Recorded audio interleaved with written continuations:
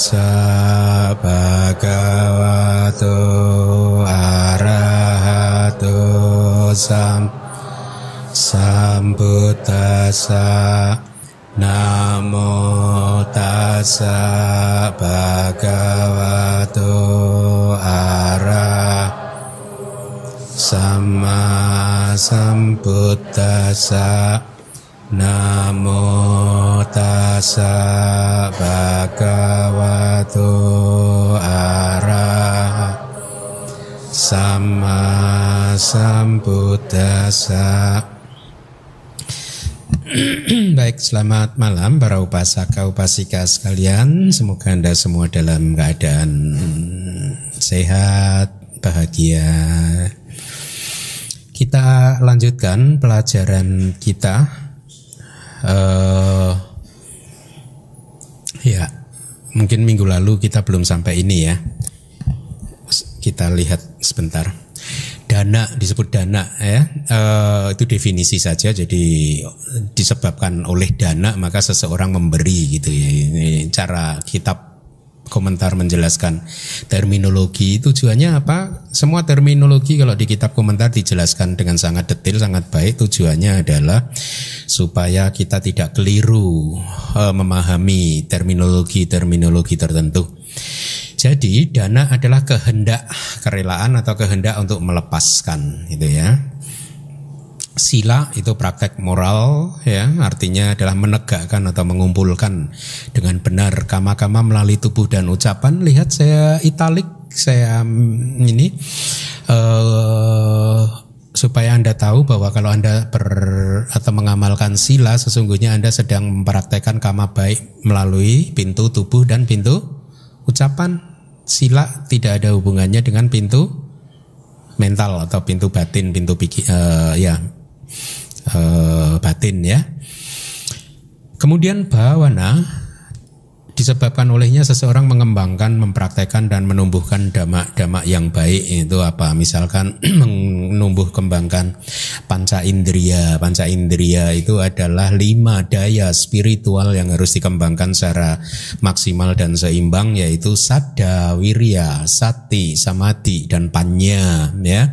Kalau kelima daya-daya spiritual atau 5 indriya ini sudah berkembang dengan baik dan seimbang, maka seseorang akan mencapai sama samadhi atau konsentrasi yang benar.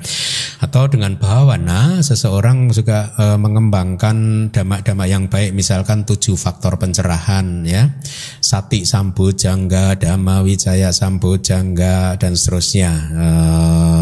Ada 7 faktor pencerahan yang semuanya akan berkembang pada saat kita bermeditasi ya. Kenapa kita belum mencapai pencerahan? Karena faktor-faktor pencerahan belum berkembang secara maksimal.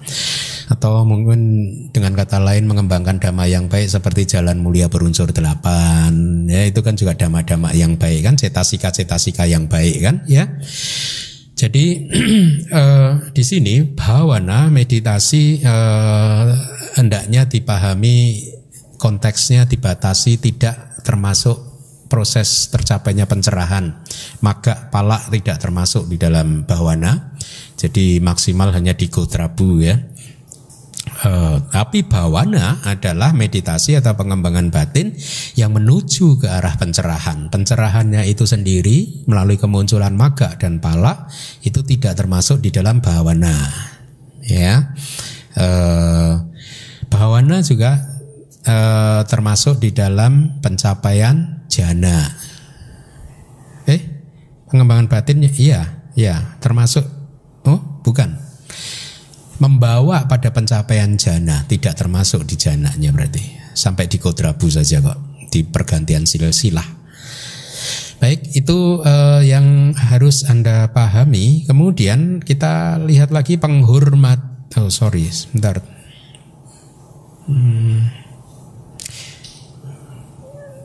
Jadi dana, sila dan bhawana ini sesungguhnya adalah rangkuman dari 10 kebajikan, 10 landasan perbuatan baik. Ya, kita sudah belajar kan ya 10 landasan perbuatan baik ya, apa saja. Kalau 10 itu diringkas akan kita dapatkan dana, sila, bhawana. Biasanya seado di Myanmar para Dhammakattika itu kalau berceramah selalu menekankan kepada para upasaka-upasika untuk mengembangkan dana, sila, bhavana, dana, sila, bhavana gitu.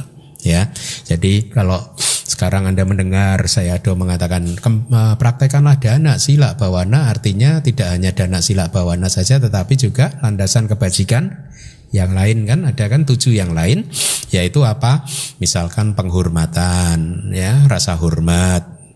Artinya dikarenakan oleh penghormatan seseorang melakukan perbuatan yang bersahabat, menghormati orang lain dengan cara berbakti dan memuliakannya. Atau misalkan kayak Anda tadi, pada waktu saya masuk ke ruangan ini, Anda bangkit dari tempat duduk Anda, berdiri, kemudian beranjali, itu termasuk kebajikan. Anda sedang menanam karma baik juga, ya.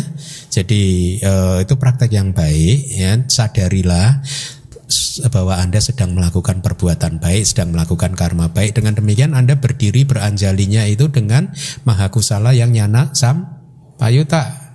Kalau hanya ikut-ikutan temannya aja, perbuatan baik enggak? Perbuatan baik, tapi nyana wip payuta, tidak disertai oleh pengetahuan. Atau berdiri sambil aktif membalas WA, udah. Itu nanti karmanya adalah karma 2 akar yang inferior. Nanti akan kita belajar 2 akar pun inferior, enggak yang superior. Buahnya nanti banyak ulatnya. Kira-kira gitu ya. Saya sebenarnya kalau udah sampai di situ agak khawatir membahasnya juga. Karena akan bikin orang stres. Atau tidak hanya bangkit, tetapi juga kalau ada sangga atau orang yang pantas dihormati membawa barang yang berat, Anda mengulurkan tangan Anda untuk membawa barang-barang tersebut, itu juga kebajikan. Itu juga karma baik, ya. Menyediakan tempat duduk kalau beliau belum mempunyai tempat duduk, ya. Jadi hal-hal tersebut bisa dilakukan untuk semua yang lebih tua dari kita, yang pantas dihormati, guru-guru kita dan lain sebagainya. Kemudian pelayanan. Kondisi seseorang yang melakukan tugas-tugasnya. Tugas apa? Tugas untuk melayani mereka yang memang pantas untuk dilayani, ya, atau pantas untuk dihormati seperti yang tadi di penghormatan tadi kepada sangga, kepada orang atau guru-guru kita dan lain sebagainya. Kalau di teks itu Buddha menganjurkan, menasihati seorang biku harus merawat biku lain yang sedang sakit, itu pun termasuk kebajikan. Pelayanan juga. Ya, kalau di sini Anda aktif sebagai pelayanan umat, di grup pelayanan umat, Anda juga menanam kebajikan, ya, dengan memakai seragam, kemudian melayani umat yang ingin belajar di DBS. Lakukan itu dengan somanasa wedana, ya, dengan sukacita, kemudian dengan pengetahuan bahwa ini adalah kebajikan, ini adalah karma baik. Maka dengan demikian Anda aktif sebagai PU, anggota PU, mendapat kesempatan untuk memunculkan mahakusala terus, yang nyana sampayuta terus, mahakusala yang berasosiasi terkait dengan pengetahuan, ya. Jangan melakukan sesuatu karena ikut-ikutan tadi tanpa pengetahuan, ya. Jadi tidak mengerti apapun, ya, meskipun itu adalah juga karma baik, tapi itu adalah 2 akar, ya. Atau kalau kita bicara DBS, menjadi relawan pabaja, itu juga sedang melakukan kebajikan, ya. Kalau Anda jadi relawan, maka jadilah relawan. Yang dijadikan relawan adalah mahakusala nyana sampayuta. Jangan mahakusala nyana wip, jangan dosa mula cita. Jadi relawan yang mana? Dosa mula cita, sebel bantai sama si A, si B, si C. Ini kayaknya pengen ini aja, ya. Yang jadi relawan dosa mula cita malah. Nah, itu karma baik enggak? Karma baik tetap, tapi dosa mula citanya itu yang memproduksi ulat nanti. Kalau saya sering memberi perumpamaan, mangganya ada ulatnya nanti. Nah, kita akan lihat nanti di bagian akhir dari bab kelima ini. Atau membersihkan wihara, itu praktek-praktek yang bagus kan, ya. Hari-hari tertentu mungkin menyambut Waisak kita membersihkan wihara, itu pun juga kebajikan. Persembahan jasa. Nah, ini jangan bingung dengan istilah persembahan jasa, karena saya sengaja untuk mengikuti terjemahan sedekat mungkin daripada pelimpahan jasa. Karena pelimpahan jasa itu kan berasal dari kata pati dana. kan? Terdiri dari dua kata, pati plus dana. Dana itu persembahan, pemberian. Dana, ya. Pati itu jasa kebajikan. Jadi kita sedang berdana kebajikan. Artinya berdana kebajikan itu apa? Pelimpahan jasa. Kita melakukan jasa kebajikan, kemudian kita buka hati kita mengharapkan makhluk lain, khususnya peta, untuk bisa menikmati jasa kebajikan yang sama dengan yang sudah saya nikmati saat ini atau sudah saya peroleh saat ini gitu. Jadi kalau Anda mau melakukan persembahan jasa atau pelimpahan jasa, Anda harus melakukan kebajikan itu sendiri, lalu Anda harus bertekad untuk membagikan kebajikan yang sudah dikumpulkan itu kepada semua makhluk atau kepada peta, ya.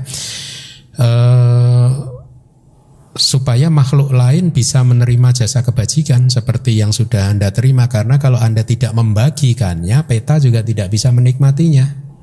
Kalau Anda tidak melakukan pelimpahan jasa, istilah umumnya, maka petanya tidak bisa menikmati. Makanya harus diadakan pelimpahan jasa, atau di sini istilahnya persembahan jasa, ya, atau dedikasi, mendedikasikan jasa kebajikan, ya. Nah, saya melihat kemarin saya jalan-jalan ke satu kota tertentu, kemudian melihat umat prakteknya ternyata sudah bagus. Saya rasa saya mulai berpikir untuk diseragamkan, ya. Di kota tersebut umatnya sudah bisa mengucapkan ini, idang me punyang asawa kaya wahang hotu, idang me punyang nibanasa pecayo hotu, mama punya bagang sabak satanang bajemi, te sabe me samang punya bagang la bantu. Itu saya rasa ini bagus kalau kita mulai mungkin menyeragamkan, ya. Saya pikir ya lebih bagus begitu. Jadi kalau Anda sedang pergi ke kota tertentu bertemu dengan umat, Anda bisa mengikuti praktek mereka, kan? Iya kan? Hah? Ini saya yuk ikuti saya.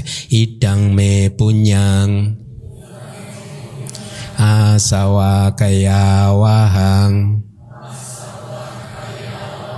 hotu, idang me punyang nibanasa pacayo hotu, mama punya bagang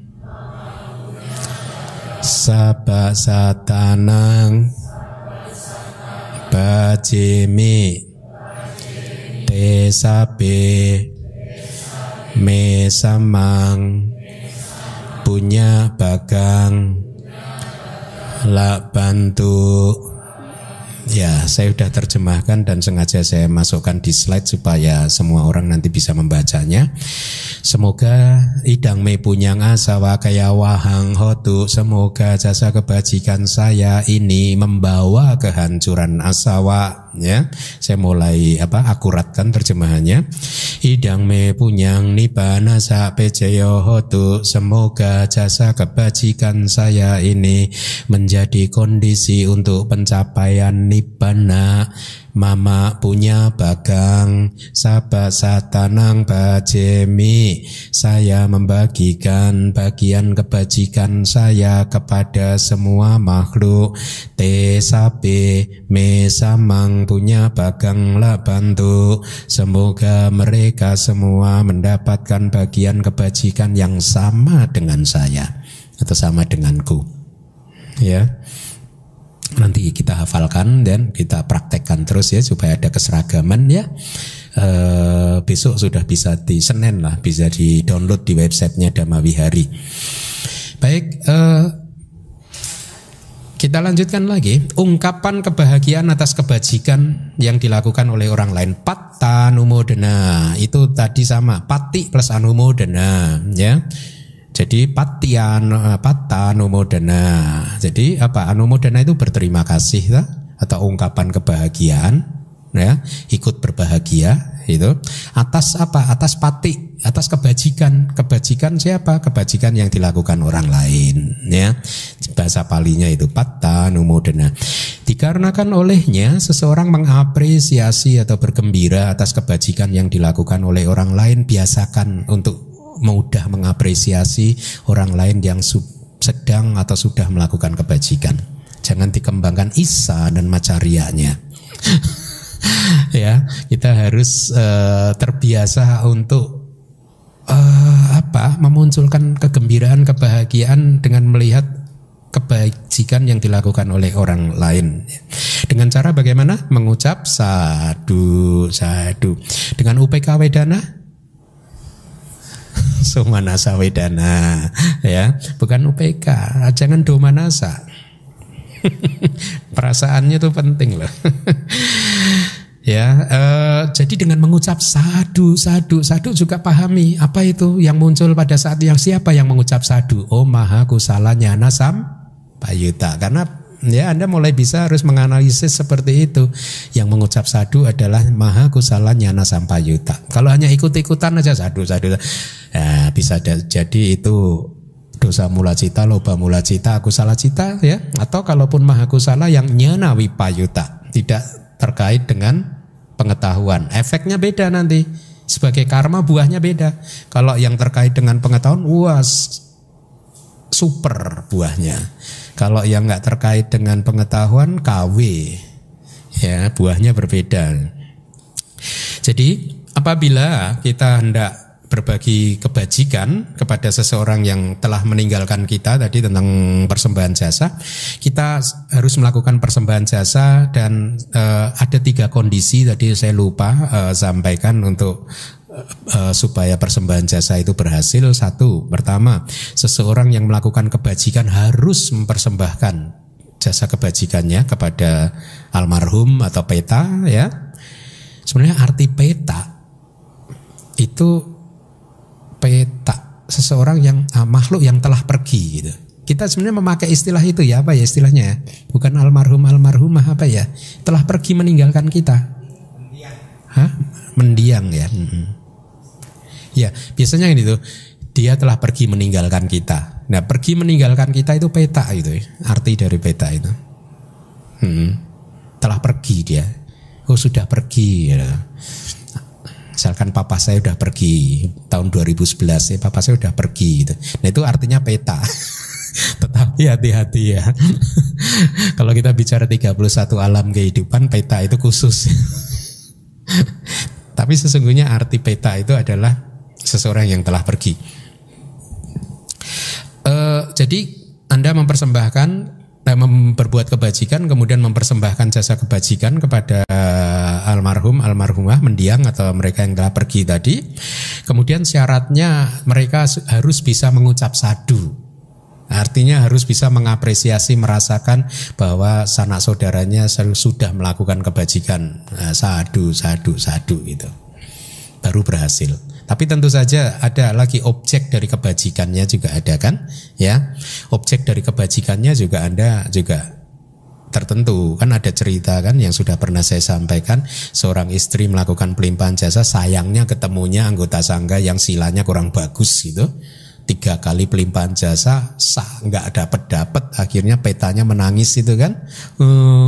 Kesejahteraan saya dirampok biku yang silanya jelek. Saya kalau ingat cerita itu suka saya. Bukan apa-apa, karena ya mengejek diri sendiri nanti. Bukan sih, membuat saya harus bertanggung jawab terhadap diri saya dan keberhasilan umat juga. Nah, kemudian yang selanjutnya adalah pembabaran dhamma. Dikarenakan olehnya seseorang membabarkan dhamma. Pelurusan pandangan adalah membuat lurus pandangan. Pandangan siapa? Orang lain. Diri sendiri ya.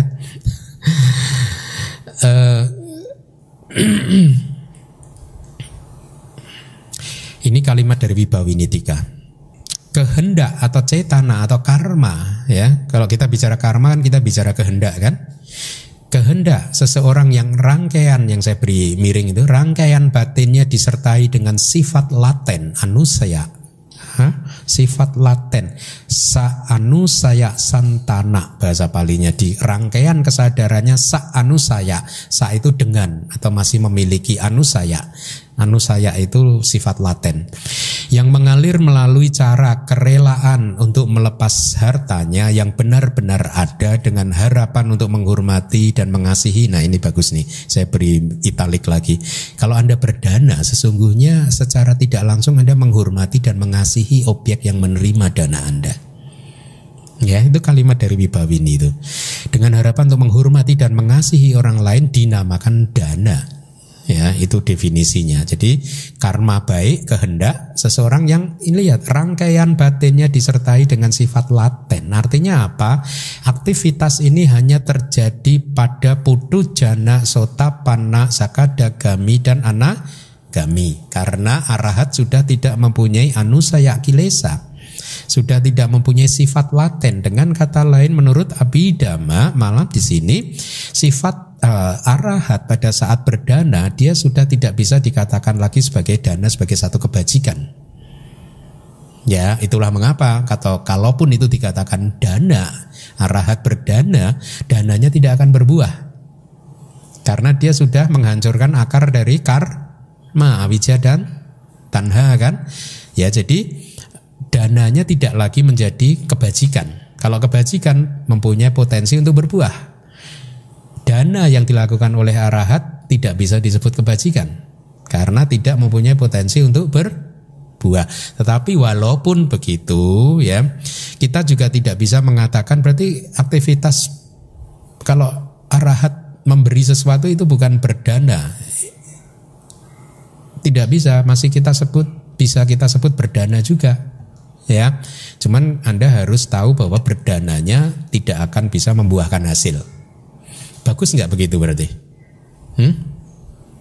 Bagus nggak? Dananya nggak berbuah? Nggak bagus? Oh bagus dong ya. Karena di sutta yang disebut Dakina Wibangga Sutta atau khotbah Buddha tentang eksposisi tentang dakina, yaitu tentang persembahan, itu ada kalimat seperti ini. Yo wita rago wita rage sudah dati. Artinya siapapun dia yang bebas dari nafsu memberikan pada mereka yang bebas dari nafsu. Nah itu ada. Jadi ini adalah yo wita rago wita rage sudah dati ya. Siapapun dia yang sudah terbebas dari nafsu memberikan sesuatu pada mereka yang sudah terbebas dari nafsu juga. Wita raga, sudah devoid of nafsu. Itu julukan lain untuk arahat. Ya. Jadi arahat memberikan sesuatu kepada arahat. Nah, ini menarik. Dana dari arahat, yang berdana itu arahat, yang menerima juga arahat. Ya. Saya coba terjemahkan. Yo wita rago wita ragi sudadati. Siapapun dia yang bebas dari nafsu, dadati itu memberikan pada witaragesu, pada mereka yang bebas dari nafsu. Danang damena ladang. Nah ini berlaku untuk kita juga, bukan hanya arahat yang kalimat keduanya. Danang damena ladang artinya apa? Dana yang telah didapatkan dengan cara yang baik sesuai dengan dhamma. Jadi arahat memberikan sesuatu kepada arahat, dananya ini adalah sesuatu yang sudah didapatkan dengan cara yang baik ya. Tentu saja arahat juga pasti mendapatkannya dengan cara yang baik. Supasana cito ini juga berlaku buat kita ya. Hatinya sangat damai, senang dan gembira pada saat sebelum berdana, pada saat berdana dan sesudah berdana. Abdi saddahang kama palang ularang. Beliau meyakini buah kama yang luhur. Tangwe danang amisa dana nama amisa dana namaga. Artinya apa? Dana tersebut sungguh adalah yang terbaik di antara amisa dana. Itu di sutta. Jadi pemberian dari arahat kepada arahat itu adalah amisa dana yang terbaik yang ada di muka bumi ini. Dana yang terbaik yang ada di muka bumi ini. Penjelasan di kitab komentarnya mengatakan kenapa? jenis dana ini dikatakan sebagai dana yang terbaik karena bawa layasa, bawa padanaya abawato itu non-existent, tidak adanya atau karena tidak adanya pengharapan untuk eksistensi dan tidak adanya nafsu kelahiran kembali. Ya, ini ciri dari arahat, kan sudah bebas dari kilesa kan, karena arahat tidak mempunyai pengharapan untuk terlahir kembali dan juga tidak mempunyai nafsu apapun itu termasuk nafsu kelahiran kembali ya. Makanya dana dari arahat kepada arahat itu dikatakan sebagai dana yang terbaik gitu. Kenapa? Di kitab komentar juga menjelaskan bahkan karena dana mereka tidak akan berbuah. Nah, jadi kalau Anda ingin berdana yang terbaik, harapkan dana yang nggak berbuah. Mau nggak? Iya, kalau jadi arahat mau Anda. Kalau belum ya jangan dong. Harus berbuah dong. Terus ada lagi di kitab komentarnya nih. Kina sawena kata kamang panak nicandara kata kusalang wa akusalang wa nakhoti. Artinya kama yang dilakukan oleh seseorang yang asawanya telah hancur. Asawa itu adalah noda batin ya, intoksikan ya. Asawa itu istilah teknis, nanti di bab ke-8 atau 9 kita belajar. Itu adalah kilesa yang seperti nanah. Perumpamaannya itu seperti nanah yang kotor sekali, dia bisa memancar gitu. Nanah itu keluar gitu kan. Nah, asawa itu gitu, kotoran batin yang seperti nanah yang bisa memancar keluar ya. Memancarnya bahkan sampai ke alam Brahma materi, non materi loh, tinggi sekali loh ya. Jadi dengan kata lain artinya seseorang yang lahir di alam Brahma yang tertinggi pun itu bisa jadi juga karena masih ada dorongan dari asawa juga ya. Jadi terjemahannya tadi kina sawena kata kamang panak ni candara kataku salang wa nahuti. Kama yang dilakukan oleh seseorang yang asawanya telah hancur, tidak ada lagi canda dan raga. Anda tahu kan canda cetasika? Tidak ada canda cetasika dan raga cetasika terhadap kusala atau akusala ya. Oleh karena itu dengan kata lain kalau kita ingin singkatnya, perbuatan mereka disebut kirya. Ya, semata-mata hanya berbuat saja. Itu kirya kan, fungsional ya. Hanya perbuatan saja yang ada gitu. Inilah mengapa dana mereka disebut dana yang terbaik ya, karena baik yang memberikan maupun yang menerima dana tersebut adalah individu yang telah terbebas dari nafsu secara menyeluruh. Itu kitab komentar Ekanta Wita Raga.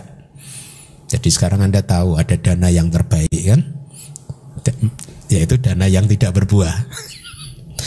Tapi ada lagi nanti dana yang dilakukan oleh non arahat yang nggak berbuah. Kenapa itu? Karena nggak skillful. Menarik ya. Mari kita lanjutkan.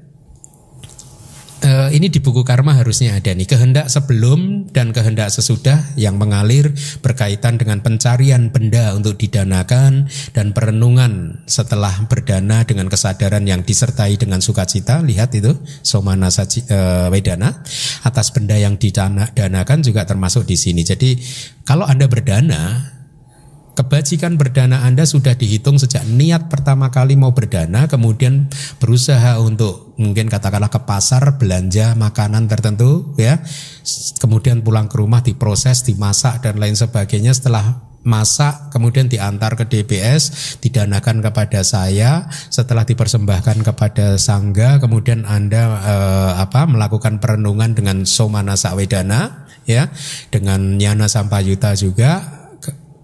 Selesai dana Anda. Jadi kalau proses ini memakan waktu 1 jam, Anda bisa hitung berapa cetana yang tercipta. Oleh karena itu, kalau kita sudah paham Abhidhamma sejak sekarang ini, Anda harus menjaga cita Anda. Pada saat Anda katakanlah mau berdana, sejak intention pertama itu muncul, kehendak niat pertama kali muncul, jagalah supaya somanasa cita muncul, ya. Kemudian yang nyana sampayuta juga muncul. Ya, sejak awal sampai nanti selesai melakukan perenungan. Dengan demikian karma Anda akan menjadi karma baik yang 3 akar. ya, dan superior. Karena kalau karma 3 akar yang inferior ada. Ya, nanti kita akan belajar yang inferior itu adalah di antara sela waktu ini tadi, sebelum, pada saat, dan sesudah berdana, sempat diselipi pikiran aku salah cita, pikiran nggak, aduh dananya kebanyakan, aduh besok lagi harus lebih mindful nih supaya nggak kebanyakan, ini tadi kelebihan 0,1 ya. Nah, jadi di antara proses itu sempat dimasukin oleh aku salah cita. Jadinya meskipun 3 akar katakanlah gitu ya pada saat ini, tapi dia kena ulat ya. Ada yang mengotorinya. Jadinya inferior.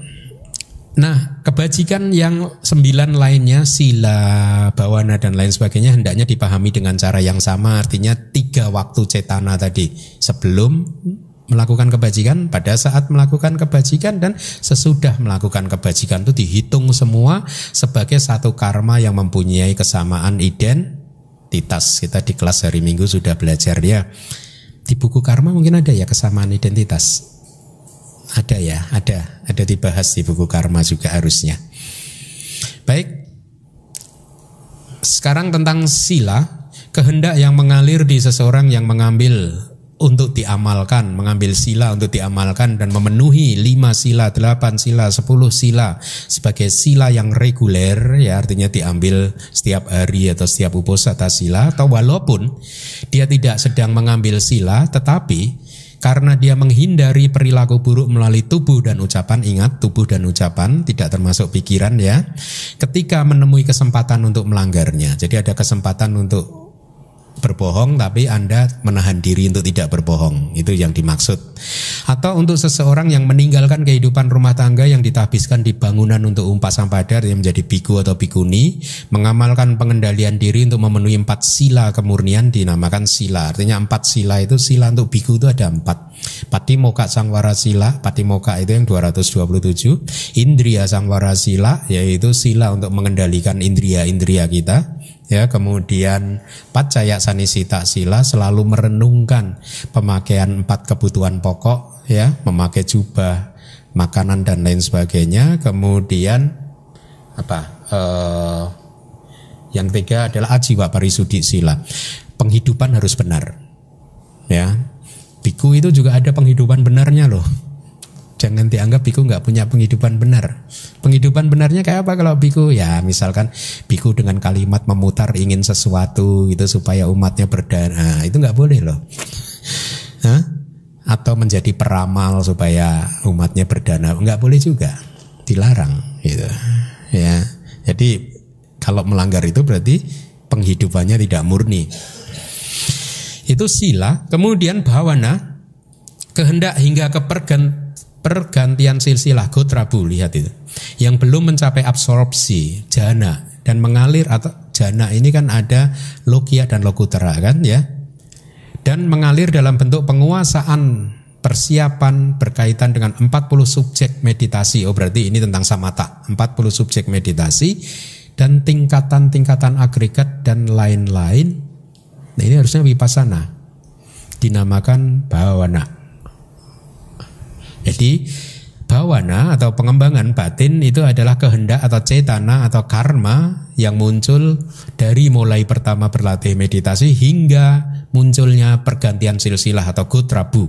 Jadi artinya belum sampai mencapai jana dengan objek meditasi salah satu dari 40 subjek meditasi dan tingkatan-tingkatan agregat dan lain-lain, artinya belum sampai mencapai akhir dari vipassana, kemunculan magga dan pala.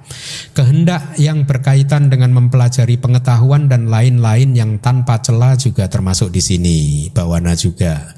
Pengetahuan dan lain-lain yang tanpa celah itu apa? Mungkin kalau dunia sekarang harusnya kalau yang sebagai apa? Tanpa celah, Anda profesi Anda misalkan dokter ya juga mungkin itu pengembangan batin juga. Ya, pengembangan pengetahuan, kebijaksanaan gitu. Meskipun itu tidak sesuai dengan tidak berkaitan dengan nama dan rupa, tetapi di sini di Wibawini mengatakan bahwa itu pun termasuk dalam pengembangan batin ya. Kemudian penghormatan, kehendak atau cetana atau karma yang melakukan penghormatan kepada mereka yang lebih baik atau mereka yang lebih senior dalam hal usia atau kualitas-kualitas, meskipun lebih muda tetapi kualitas-kualitasnya lebih bagus, misalkan meditasinya lebih bagus, maka biasanya biku yang senior pun juga bisa saja menghormati biku yang junior kalau yang junior ini mempunyai kualitas yang lebih baik. Dengan berbagai cara seperti bangkit dari tempat duduk, bertekad memberikan tempat duduk dan lain-lain dengan niat yang tidak ternoda, artinya tulus dan bebas dari pengharapan untuk mendapatkan imbalan seperti jubah dan lain-lain. Itu disebut penghormatan. Ya, siapa yang melakukan penghormatan? Kehendak, lihat tuh, cetana, bukan Anda. Ya, cetana Anda yang melakukan penghormatan. Kemudian pelayanan juga kehendak atau cetana untuk melakukan berbagai macam tugas untuk mereka dengan niat seperti yang telah disampaikan di atas tadi, dan untuk orang-orang yang sakit dinamakan pelayanan, ya. Bahasa Palinya Anda pengen tahu? Itu saya beri bold, weya waca, ya. Weya waca. Kalau tadi penghormatan apa? Apacayana. Kalau ini weya waca. Persembahan jasa atau pati dana adalah kehendak yang mengharapkan kebajikan yang muncul di rangkaian batin dirinya menjadi milik bersama dengan orang lain. Tadi seperti tradisi Myanmar tadi, kan kalimat terakhirnya tadi te sabe me samang punya bagang la bantu, te sabe te itu mereka, sabe itu semua, la bantu itu mendapatkan, semoga mendapatkan, semoga mereka semua mendapatkan, me samang punya bagang, semoga mereka semua mendapatkan punya bagang bagian kebajikan saya, punya bagang bagian kebajikan, me samang, samang itu sama, me itu dengan saya. Te sabe me samang punya bagang la bantu, semoga mereka semua mendapatkan bagian kebajikan yang sama dengan saya. Nah tadi kan, ini kalau Myanmar begitu, bunyinya juga begitu. Nanti pelan-pelan kita latih supaya nanti seluruh Indonesia seragam yang tradisi dari ini, ya.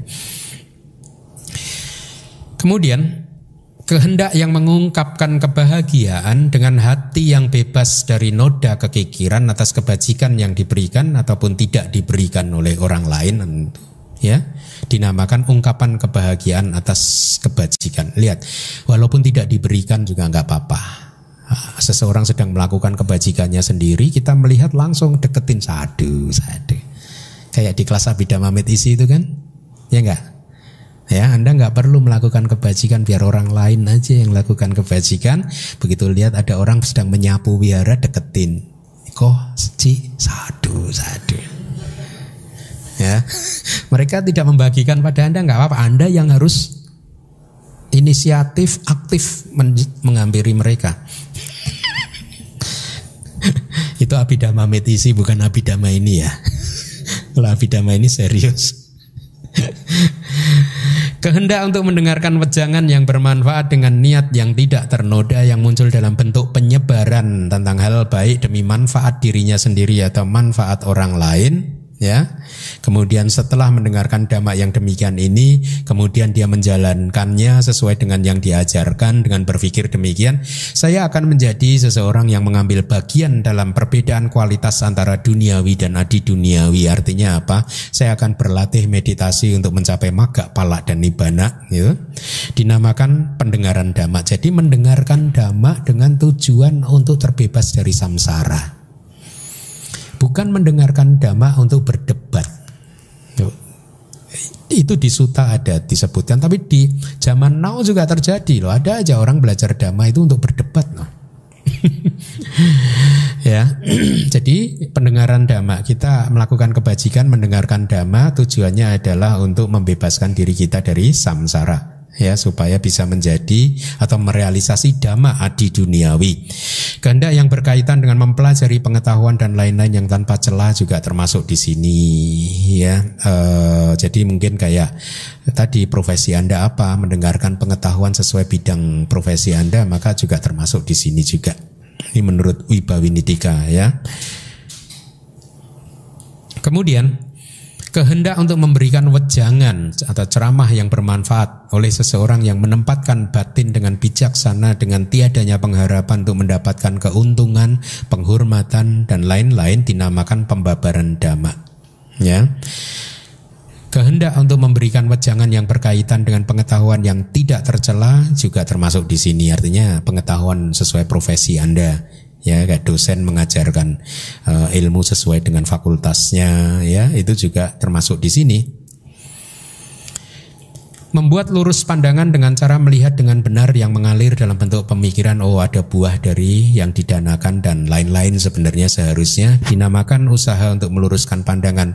Meluruskan pandangan supaya pemahaman kita tentang hukum karma itu lurus, kokoh, itu meluruskan pandangan, ya, bahwa segala sesuatu muncul karena hubungan sebab dan akibat. Ini harus lurus.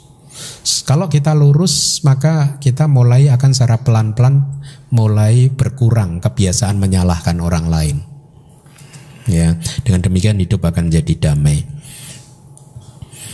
Apabila demikian, apakah sifat perbuatan kebajikan yang berupa usaha untuk meluruskan pandangan muncul di kesadaran yang tidak berasosiasi dengan kebijaksanaan, jnana wipayuta, tidak didapat?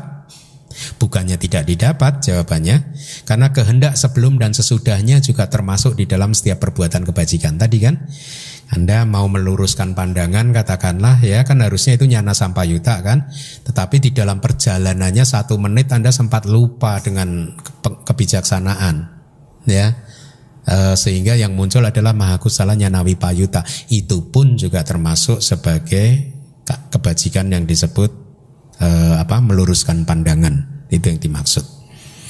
Kemudian sudah barang tentu pada saat meluruskan pandangan apapun yang ada hanyalah kesadaran yang berasosiasi dengan pengetahuan, akan tetapi di bagian sebelum dan sesudahnya yang tidak berasosiasi dengan pengetahuan bisa muncul seperti yang tadi saya katakan. Oleh karena itulah sifat perbuatan meluruskan pandangan muncul untuk kesadaran jnana wipayuta juga yang tidak berasosiasi dengan pengetahuan. Selanjutnya di antara 10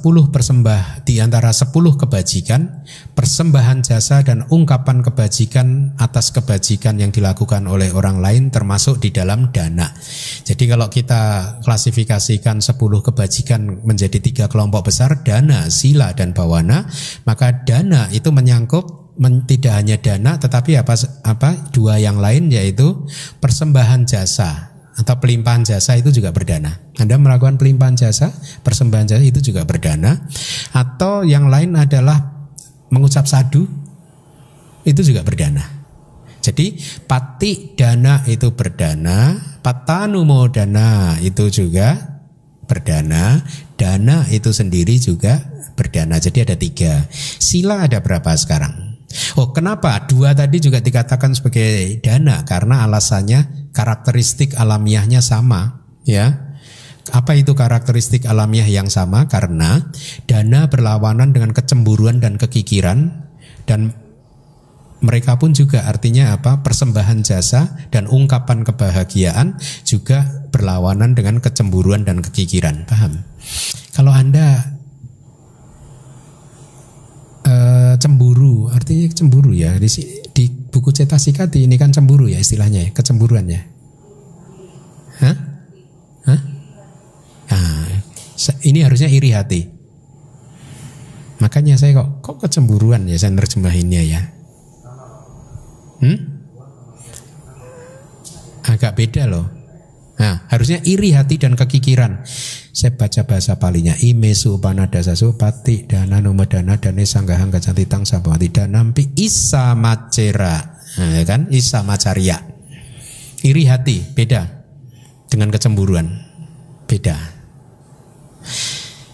Kalau seseorang masih mempunyai iri hati, maka dia nggak bisa mengucap sadu. dia ini kalau di depan Bante aja nyapu wihara. Sorry sadhu ya. Ya enggak?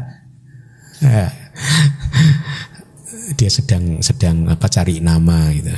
Makanya dia disayang sama Bante. Iri hati kan. Jadi dikelompokkan dalam kelompok dana karena kesamaan karakteristik alamiahnya, bebas dari Isa dan Macarya. Oleh karena berlawanan dengan dhamma yang sama dan karakteristik alamiahnya sama, maka mereka termasuk dalam landasan perbuatan kebajikan yang sama, yaitu dana. Itu alasannya. Jadi sekarang Anda tahu kenapa dikelompokkan menjadi dana, sila, bawana, karena dikelompokkan sesuai dengan karakteristik alamiahnya dan sifat yang berlawanannya.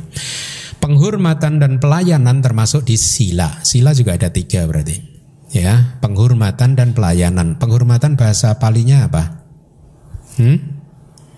Apacayana, pelayanan weya waca. Ya. Jadi 3, apacayana, weya waca dan sila itu masuk dalam kelompok sila. Kenapa? Karena sifatnya berkaitan dengan praktek perilaku atau sikap yang baik. Ya. Selanjutnya Acarya Dhamma Palaktera mengatakan bahwa pembabaran dhamma, pendengaran dhamma dan meluruskan pandangan termasuk dalam bawana atau pengembangan, karena sifatnya berkaitan dengan praktek dhamma yang baik dipraktekkan dengan cara berulang-ulang. Ya. Karakteristik dari perbuatan meluruskan pandangan atau ditijukama membuat kebajikan yang terakhir ini bisa dimasukkan ke dalam kelompok manapun, bisa sebagai dana, bisa sebagai sila, bisa sebagai bawana. Oleh karena ketika seseorang berdana dengan pikiran ada buah dari yang didanakan, dana ini berbuah besar, dana ini memberi manfaat yang besar, maka pikiran yang seperti itu pun juga merupakan usaha untuk meluruskan pandangan. Ya, jadi pandangan tentang hukum karmanya mulai lurus, mulai kokoh. Ayo. Jadi lihat, ketika kita menganalisa karma sesuai Abhidhamma menjadi sangat detail seperti itu ya. Anda mulai melihat bedanya kan dengan yang dikupas di Sutta kan ya. Demikianlah 10 landasan perbuatan kebajikan akhirnya bisa disingkat, dikelompokkan menjadi 3 kelompok. Kita lanjutkan sedikit lagi. Silahkan dibaca yang kuning. Selanjutnya, 20 ini kesemuanya dikenal sebagai kama lingkup indriawi. Anda sudah tahu ya 20 ini ya, yaitu 10 kama baik yang merupakan kebalikan dari 10 karma buruk dan 10 landasan perbuatan baik. Jadi 10 plus 10 berapa anak-anak? Ya, pinter. Selanjutnya, kama baik lingkup materi halus hanya kama mental dan dibuat melalui pengembangan batin yang telah mencapai absorpsi. Ada 5 jenis dibedakan berdasarkan faktor jhana. Harusnya nggak sulit ini buat Anda. Jadi sekarang kita akan bergerak bukan kama lingkup indriawi, kama wacara kama lagi, tetapi rupa wacara kusala kama. Ya, di sini masih disebutkan kusala juga. Harusnya rupa wacara semua kusala kan? Tapi di palinya rupa wacara kusala.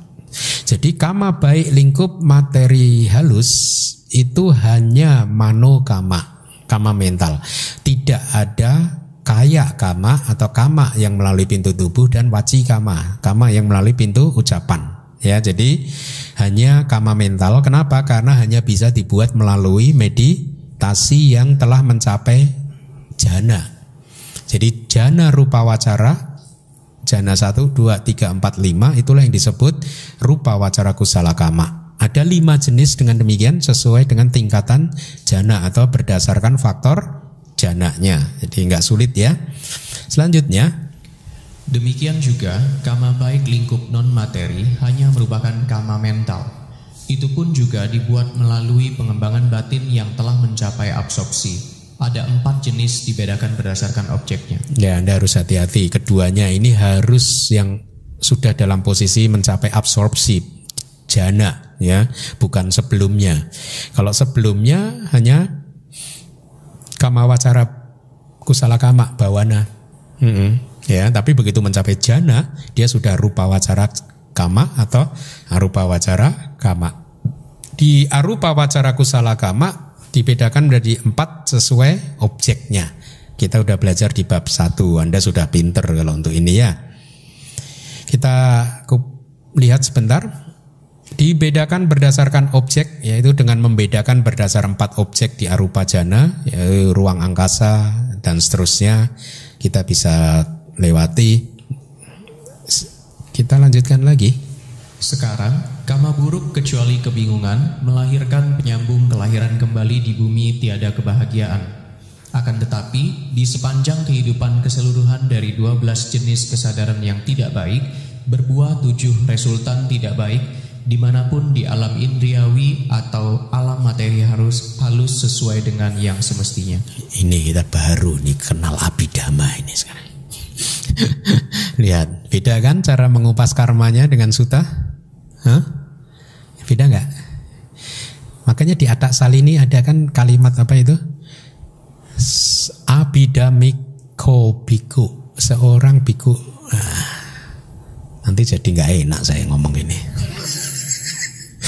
Nggak, artinya yang paham Abhidhamma akan bisa menguraikan dengan lebih detail. Mulai tahu kan kebenaran kalimat-kalimat itu kan, ya.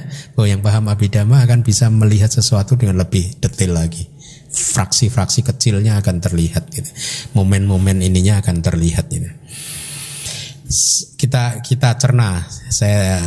Anda cerna pelan-pelan kalimat yang berwarna kuning. Sekarang artinya kita akan masuk ke materi yang baru. Kama buruk. Kita sudah belajar kama buruk ada berapa? 10 kama buruk. 10 karma buruk. Memang melalui 12 akusala cita kan? Ya, yang melakukan itu adalah 12 akusala cita. Tetapi di sini ada pengecualian. Kecuali kesadaran yang udacca kata yang disertai dengan kebingungan. Di mohamula cita ada satu udacca kata kan? Ya. Melahirkan Pati sandi cita di bumi tiada kebahagiaan. Nah, Anda mulai tahu sekarang. Berarti dari 12 akusala cita, hanya 11 akusala cita yang mempunyai kekuatan untuk memunculkan pati sandi di bumi apaya bumi.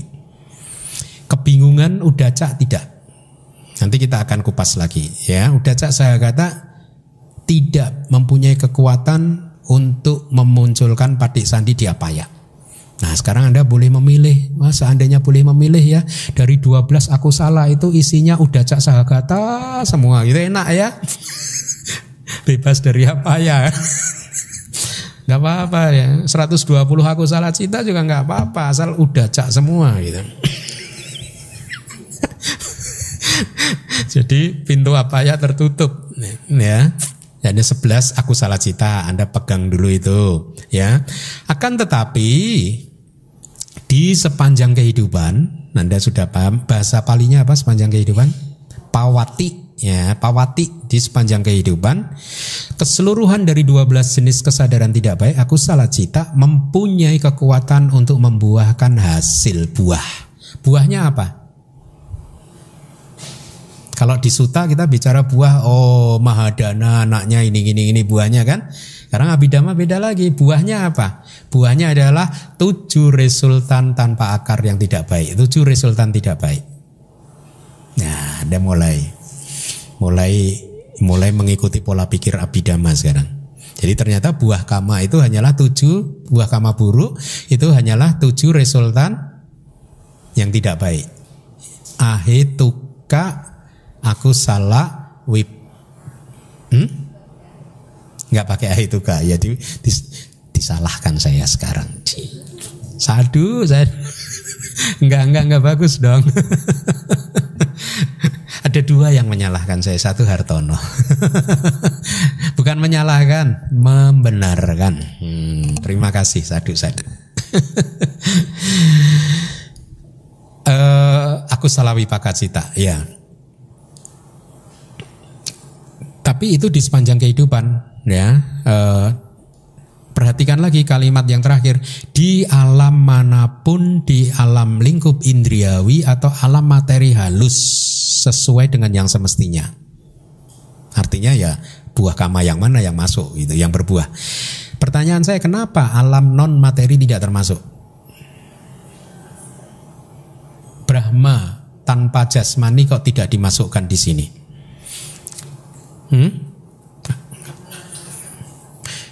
Ya, makanya tadi saya ini kan sengaja saya pelan-pelan supaya Anda cermat di situ. Bahwa Brahma non materi tidak dimasukkan di sini karena dia tidak mempunyai tubuh jasmani. Dengan demikian semua akusala wipaka cita tidak muncul di sana. Enak ya jadi Brahma non materi ya, nggak bisa menikmati buah karma buruk. Enak loh, sayang anicca. Ya, nah itu yang saya ingin Anda cermati ya. Kemudian nah ini kita bahas sekarang. Kecuali kebingungan, udah saya kata 11 jenis kesadaran yang tidak baik kecuali kehendak yang disertai dengan kebingungan yang di moha mula cita itu tidak 11-nya mempunyai potensi untuk memunculkan patik sandi. Bahkan kesadaran yang disertai dengan keraguan wicikicca cita walaupun merupakan kesadaran yang paling lemah, artinya uddhacca kata cita itu sebenarnya lebih kuat dari wicikicca cita. Ya, potensi akusalanya itu lebih kuat ya. Kenapa? Karena di antara kedua kesadaran tersebut ya, wicikicca tidak disertai dengan adimoka. Nah, masih ingat nggak pelajaran bab yang kedua ya? Kesadaran yang disertai dengan keraguan itu muncul dengan berapa cetasika? Ya, kalau Anda analisa itu tanpa tanpa adimoka, ya. Salah satunya ya ada tanpa keputusan. Ya, tetapi walaupun demikian, walaupun dia kesadarannya lebih lemah dari uddhacca, wicikicca cita pun menarik patisandi, artinya mempunyai potensi untuk memunculkan kesadaran kelahiran kembali patik sandi. Salah saya. Kalau dalam konteks ini patik sandi, bukan patik sandi cita. Ya, patik sandi itu berarti tidak hanya patik sandi cita, artinya patik sandi itu gabungan dari 3 dhamma. Patik sandi cita, cetasika yang muncul bersama patik sandi cita itu, dan rupa kelapa, 3 rupa kelapa. Ya.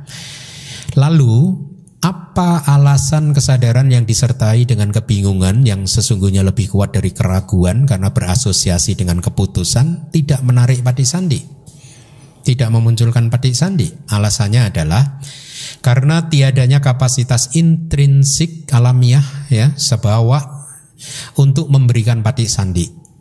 Hal ini karena investigasi ini tentang kama yang kuat menarik dan yang lemah tidak menarik. Artinya kama yang kuat memproduksi patik sandi dan yang lemah tidak memproduksi patik sandi itu sesungguhnya hanya relevan di dalam kama yang mempunyai kapasitas intrinsik untuk memberikan patik sandi. Jadi dengan kata lain, uddhacca sahagata cita itu tidak mempunyai sifat alamiah atau kualitas intrinsik atau sebawa untuk menghasilkan patik sandi. Makanya walaupun lebih kuat, tapi karena dia sebawanya tidak ada untuk menghasilkan patik sandi, maka dia tetap tidak menghasilkan patik sandi, tidak menghasilkan kesadaran penyambung kelahiran kembali.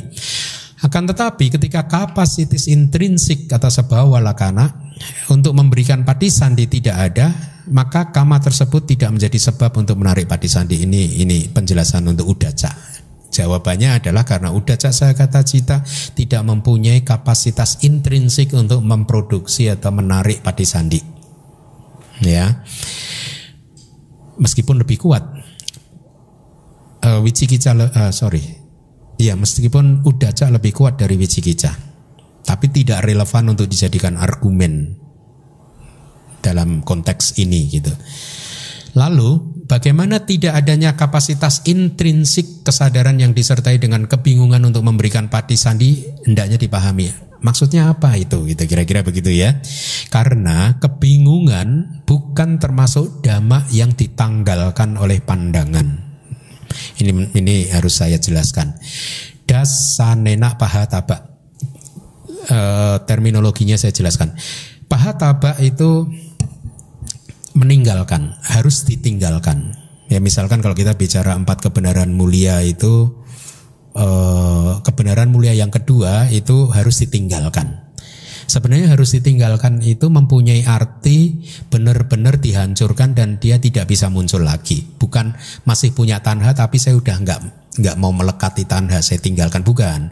Artinya pahataba ditinggalkan itu dilenyapkan sehingga nggak bisa muncul lagi tanhanya, nafsunya, nafsu keinginan tidak bisa muncul lagi. Nah, dalam konteks kebingungan ini kita bertemu lagi dengan istilah pahataba, ya, yang saya terjemahkan menjadi ditanggalkan, bukan ditinggalkan, tapi dilenyapkan juga bisa.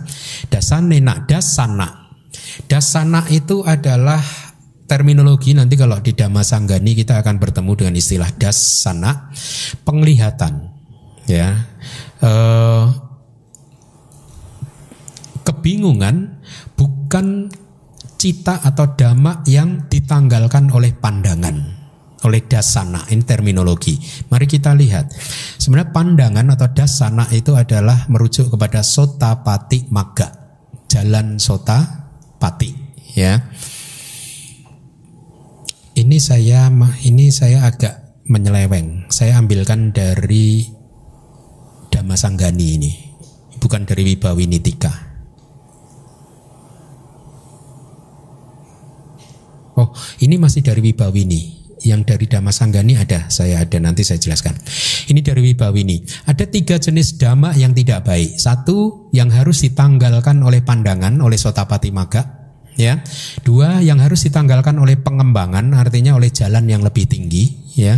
3 ada yang harus ditanggalkan oleh pandangan, ada yang harus ditanggalkan oleh pengembangan. Jadi maksudnya begini. Saya bukakan di Dhamma Sanggani, ya.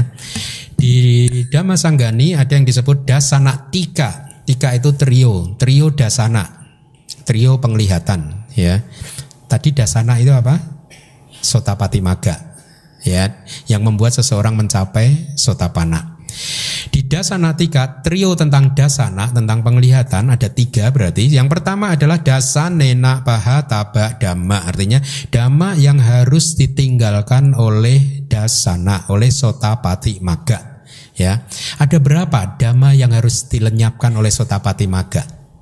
Di Dhamma Sanggani nanti Anda akan ditanyakan, akan belajar seperti ini. Ada berapa dhamma yang harus ditanggalkan oleh sotapati magga? Jawabannya berapa?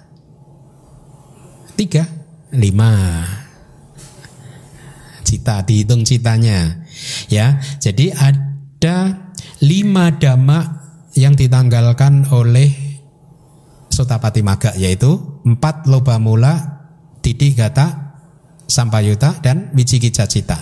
Nah, lalu di Dhamma Sanggani ditanya, cita kan gak muncul sendirian, ada cetasikanya. Cetasikanya berapa?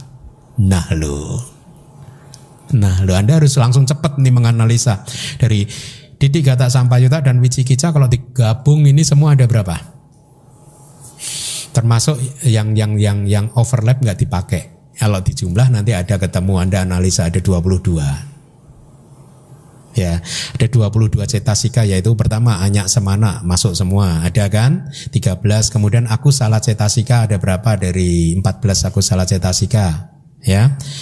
Yang tidak ada apa? Mana nggak ada, betul. Terus dosa tidak ada 4. 5 berarti 14 kurangi 5 berapa? 9. Tadi anyak semana berapa? 13. Berarti 13 plus 9 22. Itu Dhamma Sanggani nanti gitu. Makanya saya bilang kalau Anda menguasai Abhidhamma Sanggaha, Dhamma Sanggani itu piece of cake. Mudah.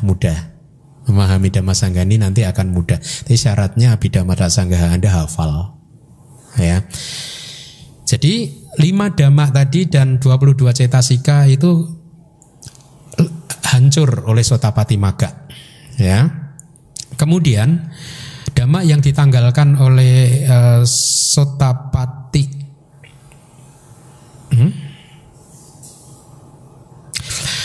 kemudian juga di dalam Dhamma Sanggani ada ini, dhamma yang ditanggalkan sebagian oleh sotapati magga. Kalau tadi dilenyapkan semuanya total.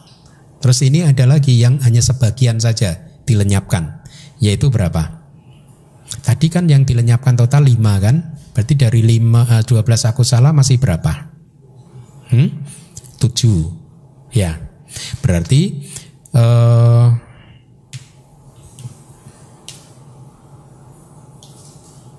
tapi di dalam Dhammasanggani enggak 7. Jawabannya 6. Tahu enggak? Udacanya enggak termasuk. Ya. Iya, betul. Yang dihancurkan sebagian oleh Sotapati Magga Citta adalah 6 dhamma. Ya, 6 dhamma. 6 dhamma, 6 cita, bukan 7. Kenapa? Karena Uddacca Sahagata tidak dilenyapkan oleh Sotapati Magga. Ya, berarti Uddacca Sahagata Citta bukan merupakan dhamma yang dihancurkan oleh dasana, oleh penglihatan. Ya, dengan alasan inilah maka Uddacca Sahagata Citta tidak mempunyai, inilah mengapa tidak mempunyai potensi untuk membuat seseorang lahir di apaya. Ya, karena seorang Sotapanna kan sudah tidak mungkin lagi lahir di apaya kan? Ya kan? Padahal Sotapanna tidak menghancurkan Uddacca sama sekali loh. Memoles pun juga enggak loh. Ya, hanya 6 dhamma yang lain yang dihancurkan sebagian. 6 dhamma yang lain yang dihancurkan sebagian itu apa? Loba mula cita didik kata wipayuta 4, 2 dosa mula cita. Yang dihancurkan sebagian itu yang apa? Ini yang menarik kalau Dhammasanggani. Yang dihancurkan adalah dikikis yang kasar-kasar yang mempunyai kekuatan untuk memunculkan kelahiran di 4 apaya. Sehingga loba mula didik kata wipayuta yang muncul di rangkaian arus kesadaran Sotapanna dan dosa mula cita yang masih muncul di rangkaian arus Sotapanna tidak cukup kuat untuk membuat Sotapanna lahir ke 4 apaya. Kenapa? Karena 6 dhamma ini tadi, 6 kesadaran ini tadi yang kasar-kasar sudah dikikis oleh Sotapati Magga. Ya, itu Dhammasanggani. Ya. Kemudian yang kedua adalah dhamma yang dilenyapkan atau ditanggalkan. Bhawanaya pahataba dhamma, artinya dhamma yang dilenyapkan oleh bhawana, pengembangan jalan yang lebih tinggi itu artinya ya. Berapa dhamma yang dihancurkan oleh jalan yang lebih tinggi? Sampai anagami. Nah, Anda analisa Sakadagami. Yang dihancurkan oleh Sakadagami apa? Tidak ada, hanya dikikis lagi, lebih lembut lagi. Sehingga kemarahannya Sakadagami dan kemarahannya Sotapanna lebih kasar mana? Lebih kasar Sotapanna. Sama-sama bisa marah kan? Kemarahan Sotapanna dan Puthujjana kasar mana? Ya Puthujjana yang lain, kalau saya enggak Bante. Ya, jadi begitu. Ada 6 dhamma yang dihancurkan oleh dihancurkan sebagian istilahnya, dilemahkan ya, oleh Sakadagami Magga, yaitu didik kata wipayuta dan 2 dosa mula cita. Kemudian ada berapa dhamma yang dihancurkan oleh Anagami Magga?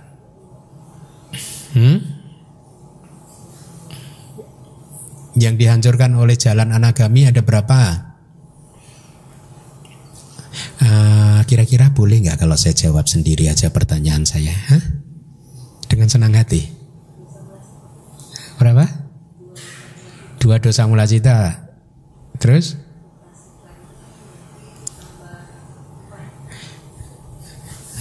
Makanya ada 6 dhamma.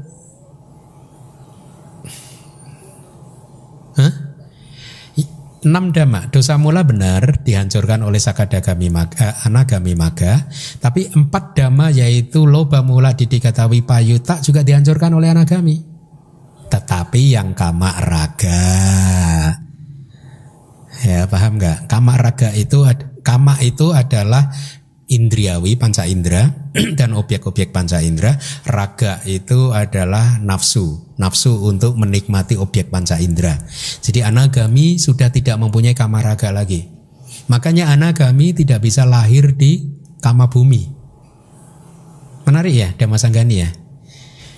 Sebenarnya mengajar Dhammasanggani lebih enak daripada Abhidhamma Sanggaha. Abhidhamma Sanggaha banyak rumitnya kan. Nanti kalau sudah selesai Abhidhamma Sanggaha kita belajar Dhamma Sanggaha nih, asik bener. Karena ya kayak gini nih, ya. Dan pemahaman Anda akan lebih dalam lagi. Oh ternyata di loba mula cita di Digata Wipayuta itu ada kamaraga, ada ruparaga, ada aruparaga. Yang muncul melalui Digata Wipayuta. Yang dihancurkan oleh anagami hanya yang kamaraga. Berarti anagami masih punya ruparaga dan aruparaga. Nafsu untuk lahir menjadi Brahma materi dan nafsu untuk lahir menjadi Brahma arupa masih punya. Ya, makanya dia masih punya didik gata wipayuta. Nah sekarang Anda tahu didik gata wipayutanya sakadagami dan anagami sama enggak?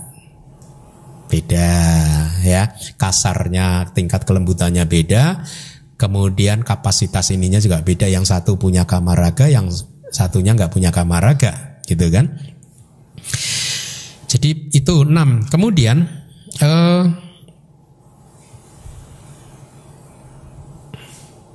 yang ketiga adalah dhamma yang tidak ditanggalkan, tidak dihancurkan oleh sotapati magga, tapi juga tidak dihancurkan oleh 3 jalan yang lebih tinggi.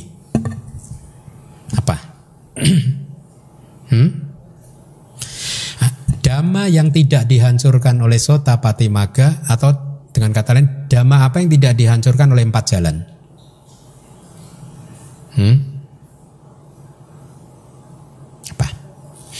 21 kusala cita tidak dihancurkan kan?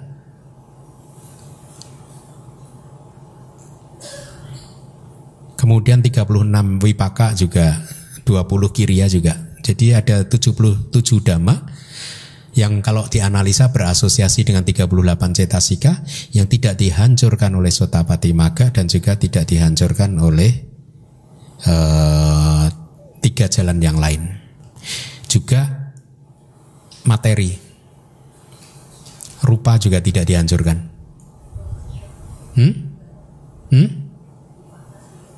Wipakanya 36 toh, kiriyanya 20, 21, 36, 20, 38. Dan juga rupa juga tidak dihancurkan, nibbana juga tidak dihancurkan.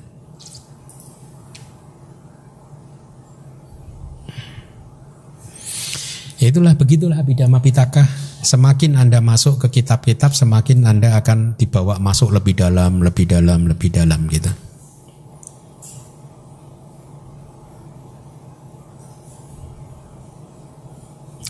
Ya, dari tadi kita sudah bertemu dengan istilah dasana atau pandangan. Tuh di Wibawi ini dijelaskan kenapa disebut dasana atau pandangan, karena memandang nibbana untuk pertama kalinya. Itu alasannya, yang kalimat terakhir itu. Mendapatkan nama pandangan karena memandang nibbana untuk pertama kalinya. Jadi kalau mengikuti ini, yang memandang nibbana untuk pertama kalinya adalah Sotapati Magga Cita. Nah, katanya Gotrabu Manodwara Wajana juga melihat. Gotrabu apa? Nah, kalau sesuai teks tetap dikatakan Sotapati Magga Cita. Makanya saya sempat keliru menginterpretasi itu, dianggap itu nibbananya, itu bukan itu. Tetap saja secara Abhidhamma dikatakan yang pertama kali melihat nibbana adalah Sotapati Magga Cita. Padahal Gotrabunya melihat, tapi dianggap Sotapati Magganya yang melihat. Baik, saya rasa kita sampai di sini ya. Jadi sekarang Anda tahu istilah dasana atau pandangan. Kenapa dinamakan pandangan? Karena Sotapati Magga Cita memandang nibbana untuk pertama kalinya. Baik, terima kasih. Sadu, sadu, sadu. Wadami Bante, Bante Aling mau tanya yang tadi kan yang tidak dihancurkan 4 jalan berarti termasuk arahata magga. Itu termasuk 21 kusala. Tapi kan untuk seorang arahat itu kan sudah melampaui kusala juga. Ya, makanya tetap disebut tidak dihancurkan. hanya dilewati gitu. Sudah tidak bisa muncul lagi ya. Jadi istilah pahataba itu dia menghancurkan. Kayak misalkan batu dihancurkan gitu. Hanya melampaui gitu jadi. Oke. Terus nanti tanya yang tadi tentang yang 3 waktu kan kalau begitu ada cetana kehendak untuk mau berdana itu kan udah dihitung sampai selesai persembahan. Nah kalau misalnya kita cetananya ini malam, kemudian kan kita tidur dan sebagainya kan kita tidak bisa menjaga kan kondisi. Teksnya begini, sejak kehendak itu muncul kemudian menyiapkan item untuk didanakan, kayaknya gitu ya. Coba dilihat lagi teksnya. Di teks keberapa? Mari kita lihat lagi. Ini kehendak sebelum dan sesudah yang mengalir berkaitan dengan pencarian benda untuk didanakan dan perenungan dengan kesadaran yang disertai. Kalau mencarinya malam terus tidur ya? Gimana gitu ya? Harusnya kalau tidur nggak dimasukkan sih, karena tidur itu cita yang muncul pada saat kita tidur meskipun tetap dikatakan sebagai kama, tapi kamanya itu lemah sekali, harusnya tidak termasuk sih. Harusnya tidak termasuk sih. Tidak mempengaruhi, tidak memunculkan ulat harusnya sih. Kama yang muncul pada saat kita tidur itu sedemikian lemahnya sehingga dikatakan efeknya paling kalau kita bermimpi tentang sesuatu yang tidak baik, kemudian begitu bangun kita berkeringat, masih deg-degan, nah gitu-gitu aja gitu. Selebihnya nggak ada lagi efeknya. Makanya jangan terlalu takut sama mimpi. Sampai menghantui, sama mimpi malah enggak lah gitu ya. Berarti kalau misalnya berdananya berupa misalnya transfer gitu, terus kita berencananya nanti setelah gajian gitu baru transfer, apakah dari niat di situ sampai ke situnya sejauh itu? Misalkan gajiannya tanggal 10, niatnya udah tanggal 1 gitu ya. Ya misalnya lah. Harusnya sih enggak sih, tetap dihitung sejak tanggal 10 itu waktu mau transfer ya. Sudah mau transfer gitu ya. Mengikuti pola ini tadi, pencarian benda untuk didanakan tadi. Sudah mencari, kayak ke pasarnya, kalau guru saya dulu memberi contoh. Kita mau dana makanan, sejak ke pasar untuk mengumpulkan bahan makanan, pulang ke rumah dimasak, nah itu udah dihitung terus gitu. Kalau tadi dana dengan transfer kan pas hari gajiannya itu ya, kan ke bank. Nah kalau pas mulai ke bank atau buka langsung somanasa lah. Ya lumayan lah berarti. Habis lumayan ya. Habis itu kan sekarang katanya ada internet banking kan, dikirim tak gitu udah wah merenung. Tapi begitu merenung melihat nolnya kelebihan 1, lebih 2 lagi. Itu nggak sakti berarti. Langsung ulet. Aku salah cita muncul langsung. Dosa mula cita. Gitu. Makasih Bang. Ya. Selamat malam Bante. Ini yang pertama saya mau menanyakan. Tadi kan dikatakan kalau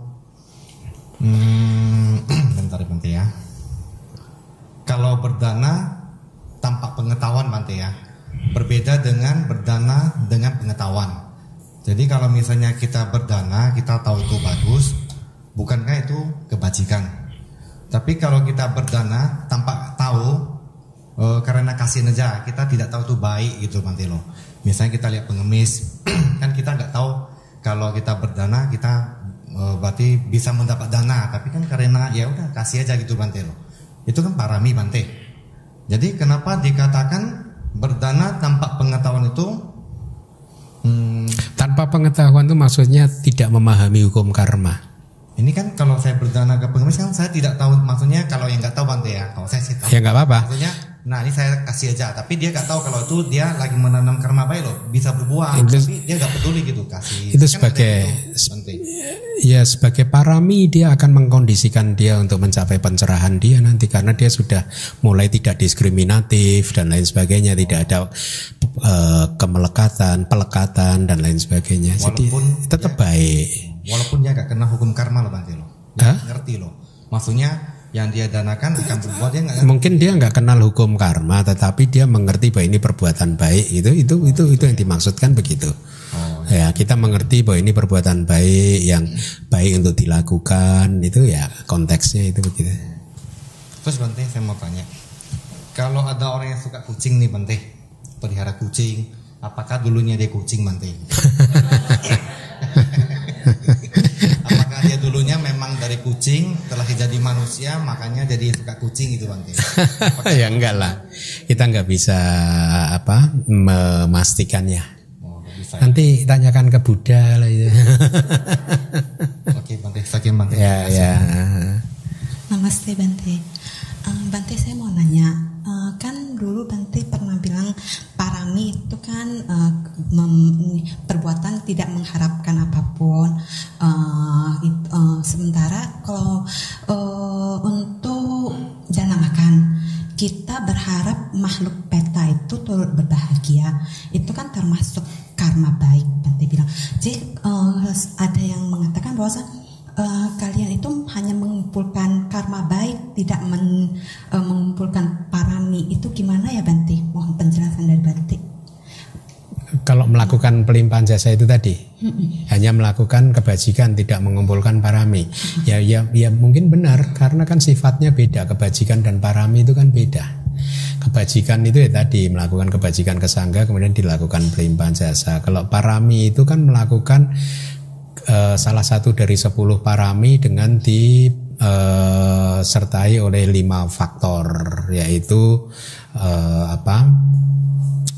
terbebas dari 3 papanca dhamma, nafsu keinginan, kemudian kesombongan dan pandangan salah, kemudian juga harus didorong dengan belas kasih dan dengan cara-cara yang baik, upayanya itu baik gitu. Ya. Jadi kalau misalkan dana parami, yaitu ya tadi kayak Pak Budiman tadi, ketemu pengemis langsung diberi. Nah, itu dana parami gitu. Ya. Kemudian misalkan nanti gini Pak Budiman, saya tambahin, dana parami bukan hanya pengemis loh. Kalau misalkan sebelah temannya. Nah, misalkan mau minta duit katakanlah 1M, harus dikasih, itu dana parami loh itu.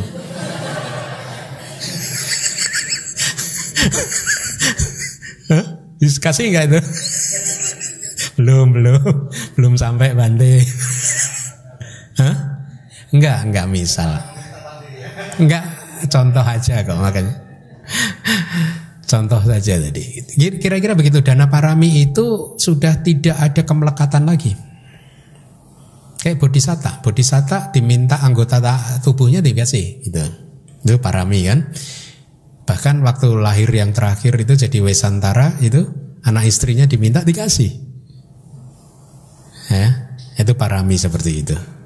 Tidak ada pelekatan ya, tanda kesombongan, pandangan salah, terus penuh belas kasih dan dengan cara yang baik, itu parami. Ya memang begitu, beda.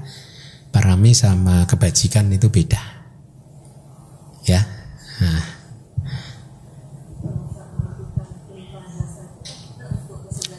Kebajikan kan.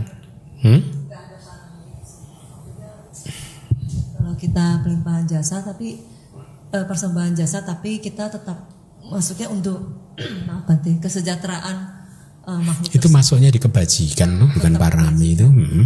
Kebajikan tidak termasuk di parami.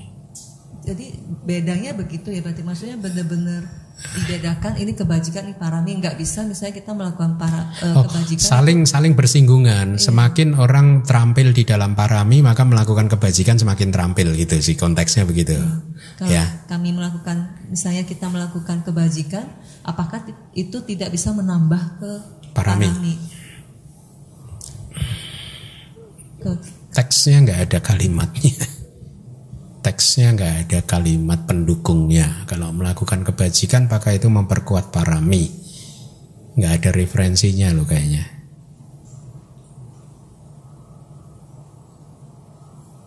Nggak ada referensinya loh. Memang secara karakteristik berbeda sih. Yang satunya berhitung, yang satunya nggak berhitung gitu. Kebajikan itu kan berhitung.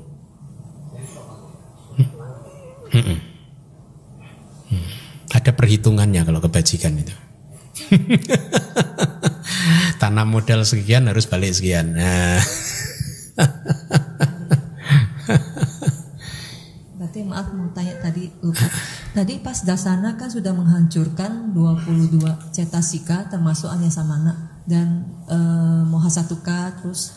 Oh yang muncul bersama dengan cita itu iya. tadi. Tapi kenapa yang tidak dihancurkan oleh 4 jalan masih ada 38 cetasika? Berarti kan masih termasuk Anyasamana. Ya tapi Sobana. Tapi beda dengan ini, beda dengan yang berasosiasi dengan 5 dhamma yang dihancurkan Sotapanna. Rumit juga ya Bante. Rumit. Itu sebenarnya gini loh, cita kan nggak muncul sendirian, ya toh? Cita selalu muncul dengan cetasika. Jadi loba mula yang didik gata sampayuta itu muncul dengan cetasika itu. Kemudian wicikica muncul dengan cetasika itu. Jadi pada saat itu yang dihancurkan yang berasosiasi dengan 5 cita itu ada 22 cita. Tapi bukan berarti setelah itu 22 cita nggak muncul lagi, karena kualitas yang baru yang berasosiasi dengan cita yang lain masih muncul. Cuman kan dhamma yang baru gitu. Gitu. Masih bisa muncul, misalkan apa? Anyasamana kan yang masih muncul lagi. Cita sadarananya. Tapi kan fenomena yang baru. Oh saat itu aja kali ya, saat magangnya menghancurkan. Karena kalau begitu gini, kalau dikatakan kita menghancurkan didik gata sampayuta kan kita menghancurkan cetasika yang muncul pada saat itu juga. Tetapi ada juga yang benar-benar dihancurkan seperti yang tadi anagami, dosa, Titi dan Wicikica. Oh ya. Atau dosa cetasika, grup dosa itu yang dihancurkan oleh jalan anagami gitu ya. Okay. Tapi sebenarnya Dhamma Sanggani itu harusnya menarik sih. Ngasih Ban. Mudah. Malam Bante. Kalau misalnya kebajikan yang kita lakukan tuh, saya selang setahun kita terikat misalnya berdana nih, terus setahun lagi tiba-tiba teringat gitu, wah kayak tahun lalu dananya kegedean gitu, saya dananya segitu. Sudah nggak dihitung. Ya. Nah tapi itu termasuk akusala cita juga kan? Tidak mempengaruhi dana yang sudah selesai dilakukan. Kalau setelah direnungkan itu kan sudah tertanam. Tapi itu adalah akusala cita yang akan menyuburkan timbunan benih karma buruk untuk muncul dan berbuah.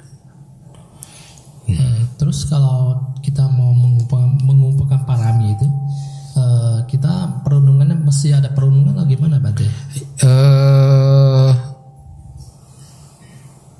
Iya ya, mungkin sebaiknya iya ya. Tapi di dalam gini, kita coba lihat karir Bodhisatta. Pada saat Bodhisatta sebagai pertapa Sumedha bertemu dengan Buddha di Pangkara, pada saat itu hari itu dia sebenarnya bisa menjadi arahat, tetapi beliau menunda pencapaian arahatnya karena semata-mata ingin menjadi seperti Buddha yang bisa menolong banyak makhluk kan. Jadi tekad itu ada kan. Tetapi sesungguhnya di sepanjang karir Bodhisattanya beliau sering lupa loh dengan tekad itu. Pada saat dia memenuhi parami-paraminya itu dia udah lupa. Dengan tekad-tekadnya itu sering lupanya juga. Tetapi memang kalau di teks itu dikatakan pada saat sudah berikrar untuk mencapai kebudaan, setelah Buddha berdana kepada Buddha di Pangkara itu, beliau kemudian merenungkan kualitas apa yang harus dikembangkan supaya bisa menjadi Buddha. Akhirnya ketemu dasa parami 30 akhirnya, tidak hanya 10 tapi 10 parami dalam 3 level gitu kan, 30 parami. Dan sejak hari itu dia berlatih mengembangkan 30 parami. Tetapi bukan berarti di 4 asangkaya 100.000 kalpa itu beliau ingat terus juga, enggak sih. Kadang juga lupa. Berarti kita mesti ada perundungan juga. Tetapi karena dia paraminya sudah bagus, kecenderungannya itu dia mulai terampil dana, sila, nekama, panya, wirya, kanti, kemudian satca, adidana, meta, dan upk mulai terampil, semacam menjadi sifat beliau akhirnya. Itu salah satu efek dari parami yang nyata, itu membentuk kecenderungan kita juga sih. Kebajikan juga membentuk kecenderungan. Ya, maksudnya kalau pas dia berbuat kebajikan udah ya, direnungkan tidak. Dia cuma mau berbuat, dia tidak memikirkan yang lain-lain lagi gitu Bante. Sebaiknya diketahui mungkin ya ini sedang melakukan parami gitu ya. Ya, ini sedang melakukan parami gitu. Kalau Anda mau berdana tanpa perhitungan, tanpa berhitung buahnya bagus atau enggak, renungkan aja itu parami gitu ya. Makasih Bante.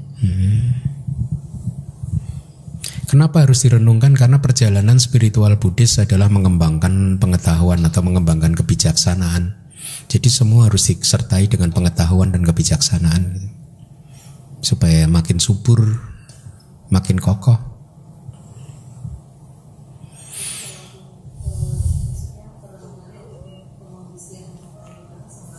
Sama aja sih, nggak apa-apa sih. Nggak apa-apa sih. Kebajikan ya. Cukup diketahui aja ini parami gitu. Inilah parami kayak gini ini. Membantu tanpa pilih kasih, membantu tanpa memikirkan hasil, hanya memberi saja. Nah, itulah parami.